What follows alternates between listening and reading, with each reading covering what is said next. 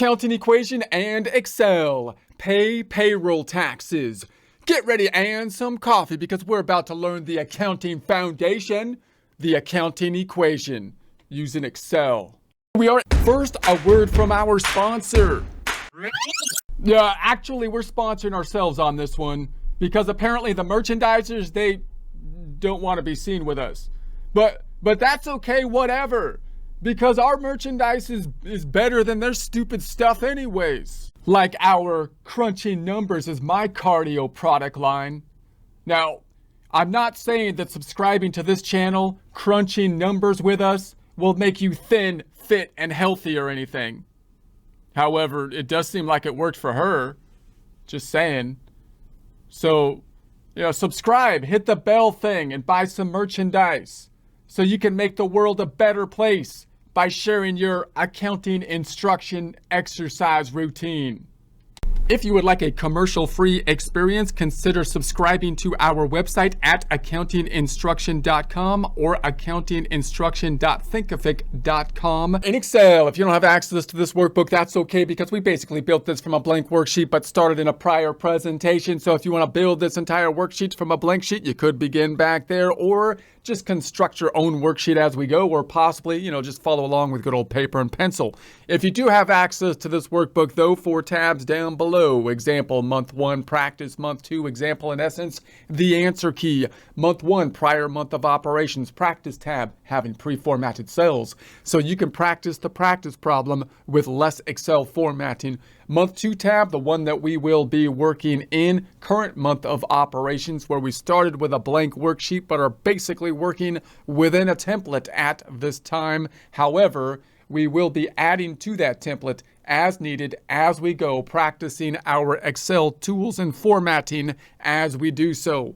Let's go to the example tab to get an idea of what we will be doing, noting that we are, of course, constructing our bookkeeping system using the accounting equation as, in essence, our trial balance from which we will construct our major financial statement reports, balance sheet, income statement, statement of equity, noting that that income statement, sometimes called the profit and loss report.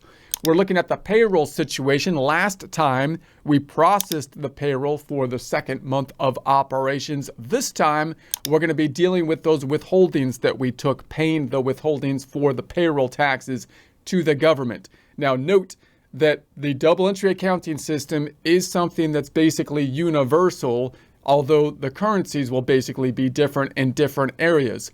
Taxes, because they're created by laws, will be specific to a particular location. So typically, you can start to identify types of taxes. What kind of tax are they doing? And then think about how that applies to your particular location. Here, we're looking at, in essence, the United States federal income tax system, noting that in the United States, we basically have an income tax for the federal taxes. And then we have state taxes that might choose an income tax or some other tax. And then we have the payroll taxes, which are kind of combined together in a little bit of the income tax situation, as well as Social Security and Medicare, which are, kind of their own like payroll, basically, taxes paying into those systems for a benefit type of program. Note that we've simplified this a little bit, kind of a lot, but we get the general idea here because you could also have on top of that state taxes, of course, and we could have other withholdings.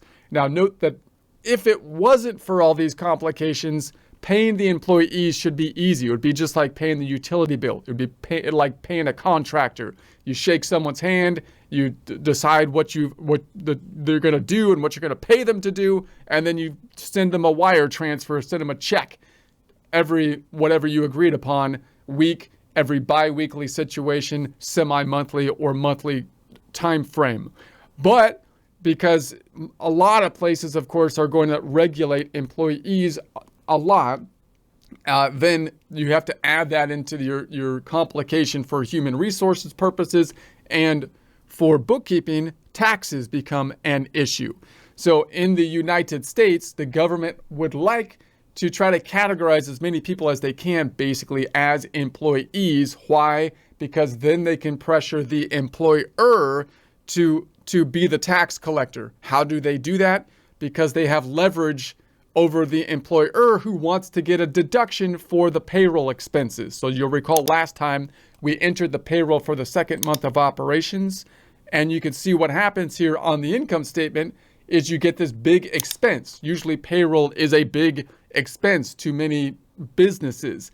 The government can say that's a deduction for income taxes. In the United States, that's the federal tax, income tax. If you want that deduction, we're going to force you to give us information about the employee. Why? Because if we're going to allow you to take the deduction, we want to make sure that we pick up the tax on the income side of things to the employee. We're afraid the employee will not report their income if you don't rat them out to the government with the form of a W-2 form. And that's the idea here, right? So now the government has incentive to try to classify people as employees rather than contractors, so that then they can force the employer to withhold the taxes, which makes it more likely that they're going to get the proper reporting of income on the employee side as well as the taxes on that side. So that's going to be the general idea of how it kind of works over here. So that means that on the employees, they're going to have the gross pay that we decided to pay them, but then we're going to have to figure out how much to take out of their payroll based on their income taxes that they're going to owe. That's federal income taxes. That's the FIT. And then Social Security and Medicare, which are kind of like benefit programs that are supposed to be good, right? That you pay into Social Security and Medicare. The government's going to argue that you're going to get more of a benefit than you pay in because you're going to get the money back in some kind of Social Security being like almost a federal retirement program at this time, and Medicare being, kind of like a retirement healthcare type of situation. Obviously, the reality might differ from that because these types of programs are bankrupt and they tend to run into a wall at some point, as we've seen over and over and in many different places. But, that's the argument. So that's what we're doing. We're paying into these, we're paying into that, and we're forced to withhold on that as the employer. All right. So once we withhold the money, as we did last time, we paid them out and then we withheld the money. Now we ended up with this payroll liability here. And of course, we have to pay the payroll liability to the government. We don't get to hold on to that money. Now, the other thing that's interesting about this is it kind of makes the employer look like the bad guy in the situation, right? Because what ends up happening is you agree to pay the employee a certain amount of money, but then you have to take money out of their paycheck before they even get to touch it, which looks like you're the one taking their money away, or right? And then you give that to the government, which the employee doesn't really see, even though they're going to see it on the W-2, but they don't. What they see is you physically didn't give them the money, and then when they file the taxes, the government looks like the good guy because they give them a little bit of a refund, because the idea is we're going to withhold more generally than is actually owed to try to shoot for a refund. That's the way we set up the tax tables, in part so that we don't get penalized for underpaying the taxes, right? So we try to shoot for a little bit of an overpayment to not get penalized. So that's going to be, so now we have to pay this amount then, or the amount that's in the payroll liability, to the government. There's also a timing thing that we want to keep in mind here.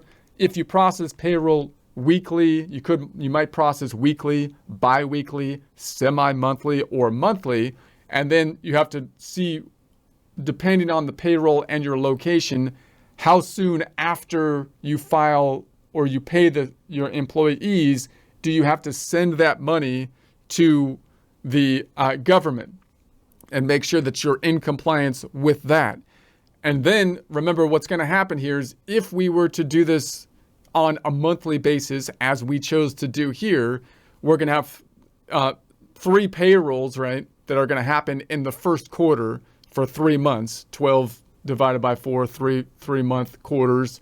And so we have January, February, March that we would have payroll. And then typically we would have to do the quarterly reporting of the 941s, which is usually just a recap of what we've already did, similar to a 1040 situation for income taxes for an individual, where when you pay the government in the United States for income taxes, you have to pay them during the year. It's not like you file the tax return at the end of the year or next year by April 15th and then pay your taxes. No, if you do that, you will be hit with a huge penalty. What you do is you have to pay it during the year, usually in the form of withholdings, and then you file the taxes by April 15th. And if it was a perfect world and not such a complex system, you would just say, hey, look, this is how much I earned. This is how much I owe you based on the tax calculation. And here's what I already paid you. And it should come out to zero, no refund and no amount due. That's impossible for income taxes because it's such a complex calculation. So you can't get it exact. Therefore, we typically shoot for a refund to get, not because we want to just get this nice big, refund, because we'd rather hold on to the money. The reason we do it is because we're trying to avoid getting hit with penalties and interest. So we try to overpay a little bit. With payroll taxes, however, we do the same thing, but typically instead of a yearly 1040, we have a quarterly 940s that we have to do. And they will be specifically usually just reporting forms. Why? Because we will be able to calculate exactly how much FIT we need to withhold. How do we know that? Because we're going to withhold based on the tables that were given to us based on the W-4 information. So it is what it is. We might not hold with a sufficient amount of FIT for the employee to pay their federal income taxes because they might not have given us the proper information on the W-4. However, we withheld exactly what we're supposed to withhold based on the information they gave us from the W-4, right?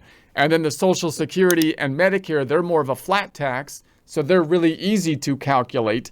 Therefore, we're going to process the payroll. We're going to pay the payroll taxes sometime fairly soon after we process the payroll. And then on a quarterly basis, we have to file the 941s, which are just going to be an informational reporting form, basically telling the government, hey, look, this is how much was the payroll. Here's the payroll liability based on that number. And here's what we already paid you. And that should tie out exactly. Therefore, the 941s should just be an information form, as should be the 940 form at the end of the year, which is specific to the FUTA tax, but a similar scenario, as should be the W-2s and W-3s, which aren't there really to double check your reporting. They're there to rat out the employees to the government so the government can go after them to make sure that they're paying their taxes. Okay, that's the idea.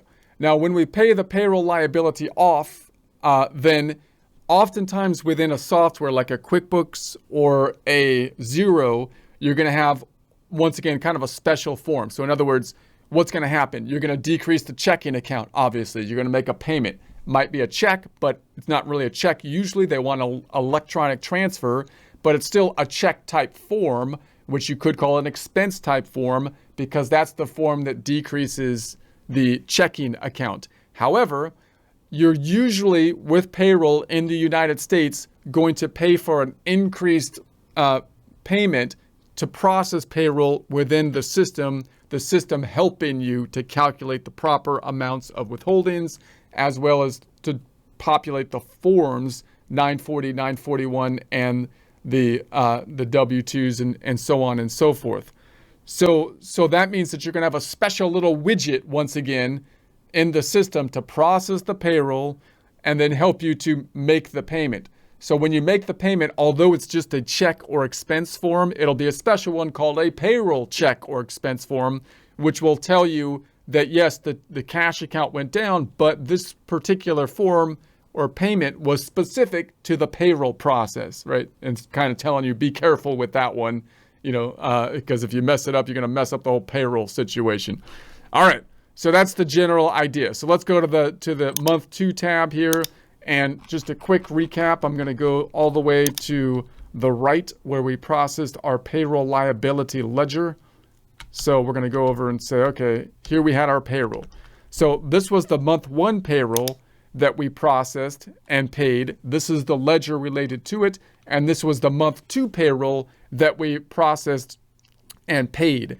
We're going to imagine now that we're going to pay for the liability that was withheld on the month one payroll. So we processed monthly payroll. Month one payroll was processed. We're going to pay that sometime in month number two, February. And then when we process February, we're going to do withholdings, which we will pay in March. So we have this little staggered system of when we process the payroll.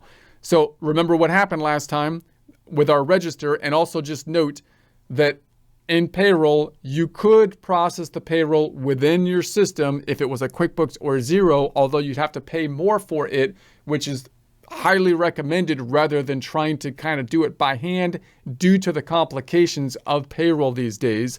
If you do that, you're going to have a lot more kind of data in your system. You're going to have to do an accrual kind of component. You're not going to be able to rely on just the bank feeds with regards to payroll to process on a cash-based system, but will be forced to do an accrual thing because the withholdings are an accrual thing.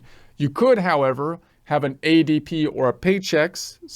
I'm not advertising for them. I'm just saying you could have a third-party payroll provider do all of that stuff, and they have all the added information. And in our system, we would just be reporting the information, possibly even on a cashed basis, noting that at the end of the year, we have to make sure that we make the adjustment using the information from the payroll processors to properly report the payroll taxes, payroll expense, and any payroll liability for reporting at that time to tie into what's on our income tax return, ties to what's on the W-2s, and so on and so forth. So that might be the case. We can do it internally or externally. Either way, we're going to have to pay, the payroll taxes. So when we think about the amount of that we paid our employees, the total gross pay was $6,983, and then we withheld from the two of them FIT, Social Security, and Medicare of the $1,554. That gave us a net check that already went out. So we paid this amount out, but we owed them this amount. We took this from them because we were forced to, and we're going to pay it to the government. We don't get to keep that money. We have to pay it to the government on their behalf. So then we also incurred our liability of the Social Security and Medicare.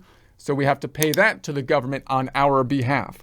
Now, note that you could have similar systems where you have to pay the state taxes in a similar way, or there might be garnishments, right? The ex-wife is saying, we need the alimony. I need you to take it out of his check because I don't trust him. The court told us, or something like that. Or if we paid voluntary payments for the 401k plan, or for the for the health care or something like that, then we'd have a similar thing. We would take it out. We wouldn't pay it to the government, but we would be paying it to the benefit program on their behalf, the 401k plan, the insurance, and so on and so forth. So we have that. Now, notice that these three, FIT, Social Security, and Medicare, are all federal taxes in the United States. But in theory, they go to different things. So the federal income tax is the general tax paying for the normal operations. Social Security is supposed to be going to the Social Security fund, although they kind of violated that. But anyway, and then Medicare, again, should be going to like the Medicare fund. But they're all federal income taxes, so they're all, in essence, going to, the federal government.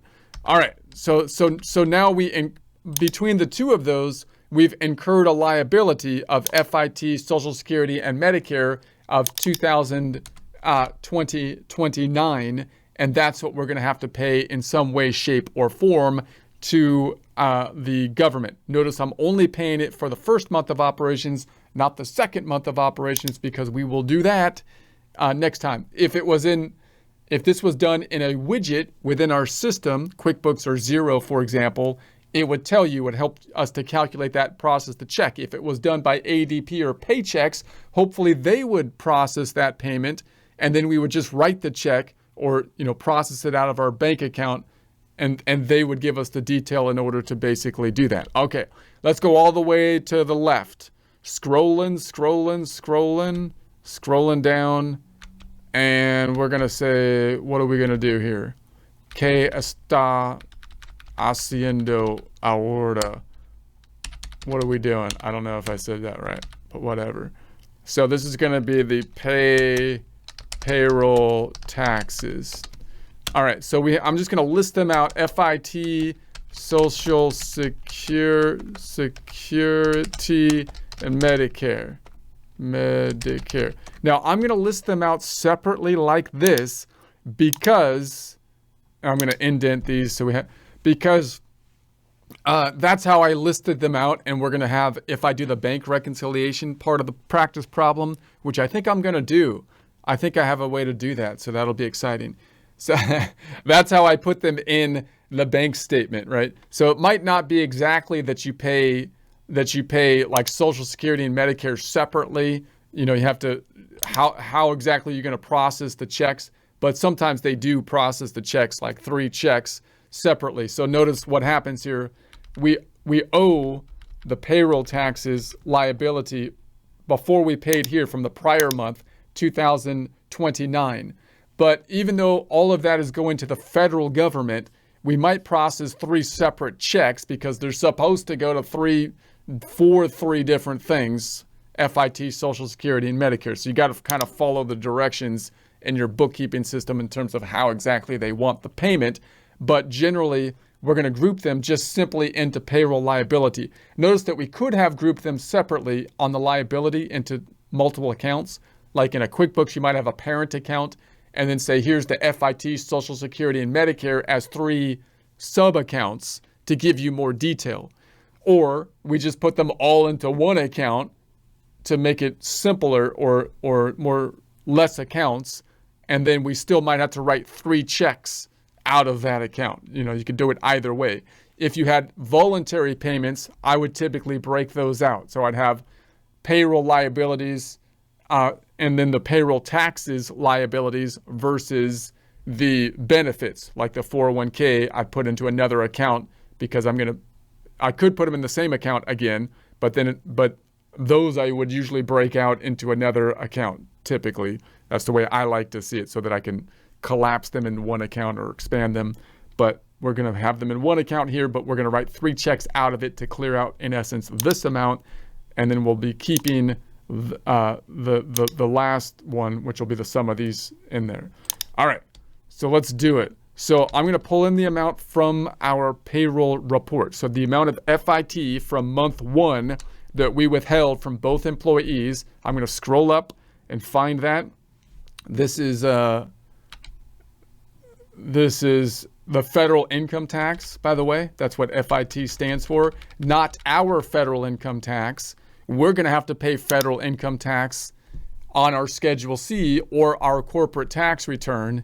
This is the federal income tax that we had to withhold on behalf of the employees and pay it to the government on their behalf, in theory, out of their check, even though they never got to touch it because the government treats them like babies and they can't pay their own taxes and we have to do it for them because it's ridiculous. But whatever. FIT is going to be that one.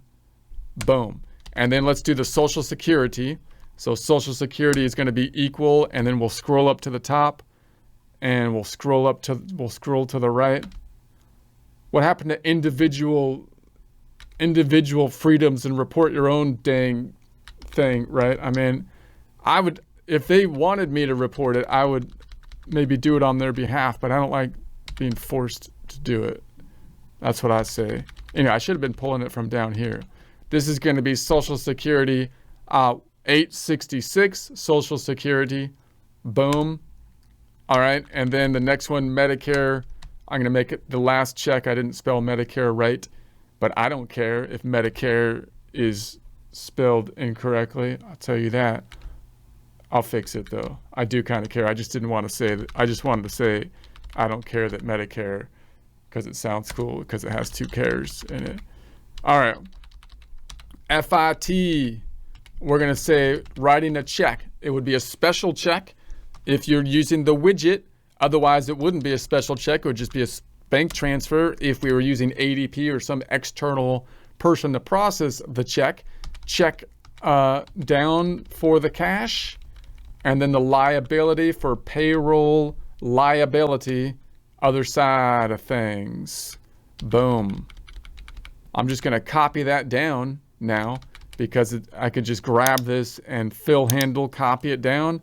There's the Social Security, Medicare, 3 checks that are going to be going out. Same with the liabilities. I'm just going to put my cursor there, copy it down. 3 liabilities going out. If I add those 3 up, it adds up to 2,090 or 29, which is the payroll before we processed the last payroll liability from the last paycheck, and that's what we owe.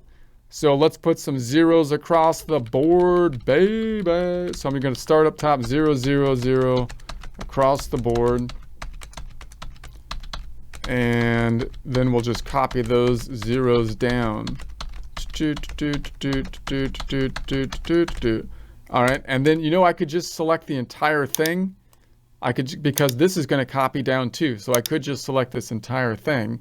I should have done this first off. This would be even faster. I'll select the entire thing, and then I'll fill handle, boom, copy it down, and then it copies it down. Done, dude. Dishes are done, dude.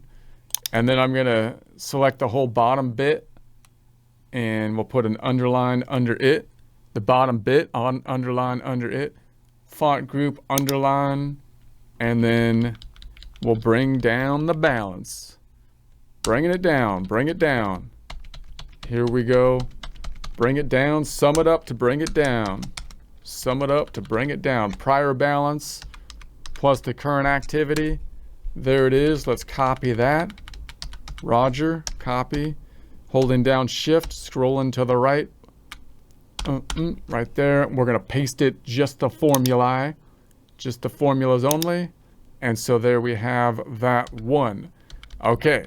So now we have paid off the payroll liabilities, and we can see here we still have a liability left of $2,076. That should match, if I go up to the top, what was the second month of payroll liabilities, which we're going to pay next month because we're staggering the payments. So that was $2,076. I think that is correct. So that's the next month that we will pay off next time. That's the general idea. Now, I just want to point out that if you had an external, because a lot of people get confused with payroll, right? So you can process payroll within the QuickBooks system or Xero with the help of the widget that's going to help you to do that, but you have to pay extra for it, and it does clutter up your reporting, and you still have to, of course, deal with the burdensome issues of processing the payroll report and that kind of stuff. And you also have the human resources kind of things, trying to avoid getting sued, that you have to deal with as well. Some of those things you might be able to, again, be done by a third party, like a Xero or a Paychex. If you were to do something like that, there's many other companies as well, but just note that that means that they would be the one with all the detailed information and hopefully doing the reporting requirements, making the pay stubs are out and all that kind of stuff. And then on our side, we just need to make sure the financial statements are correct, which we can do with a much more simplified journal entry with all the added details. Also, you have the human resources element that might be over and above just the taxes that maybe you can outsource as well to try to prevent being in a lawsuit or something like that they might be able to handle on like the human resources side that might not have an actual transaction related to it, which is what we're kind of focusing in on here. But that's just something else to think of. And also realize that when you're in that system, people often still overcomplicate their accounting system because you might be able to just be on a cash-based system for the bookkeeping side doing that. Because see what happens here, it's just a timing difference. If I just wait, if I let ADP process everything and I just say, okay, just take the money out of my checking account when it's processed, then I can wait till it clears the bank and then I can record these 2 checks when it cleared the bank, which isn't correct because I should be recording the entire amount, but this would be on a cash basis, right? And then what's going to happen? We pay off the payroll liability. So the amount that we took out, the difference, this difference here, and the liability that we incurred will then be paid when we make these payments, which we just did now, the FIT, Social Security, Medicare.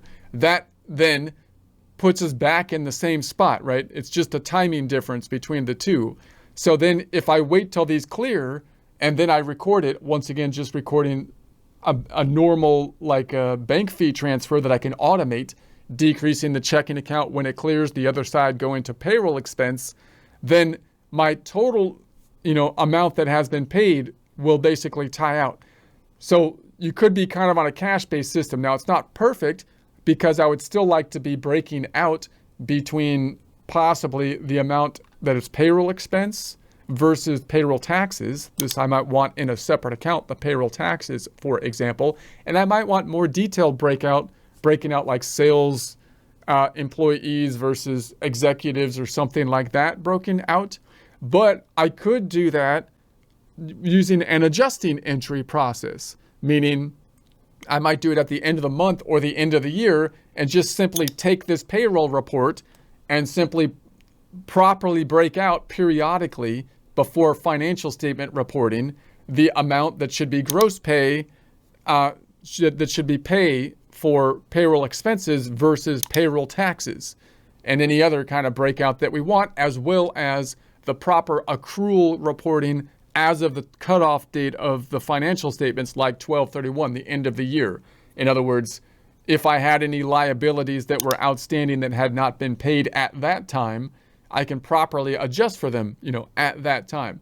So I just want to point out that if you're utilizing like a third party, which either way it's fine. I'm not trying to say that you shouldn't use QuickBooks or you should use a third party. I'm just saying if you're using a third party, you might be able to maximize the use of the third party by not trying to keep your books on an accrual basis all the time, which kind of might defeat part of the purpose or part of the benefit of using the third party, but rather try to automate the system to be on a cash basis as much as possible while they take care of the reporting, and then just make the adjusting entries so that your payroll ties out properly on your financial statements, ties out to the Form 940s, 941 W-2s, both of which you're getting to the government.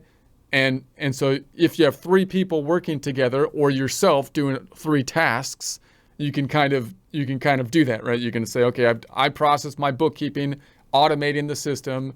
I let the third party person deal with all the human resources stuff, as well as the breakout of the expenses and reporting the detail on the pay stubs and the 940s, and take care of the payroll taxes.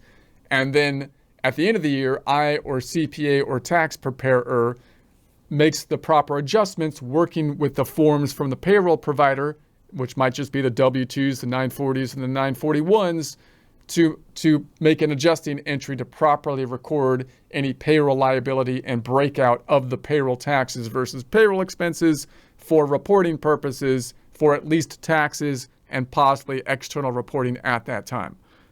Okay.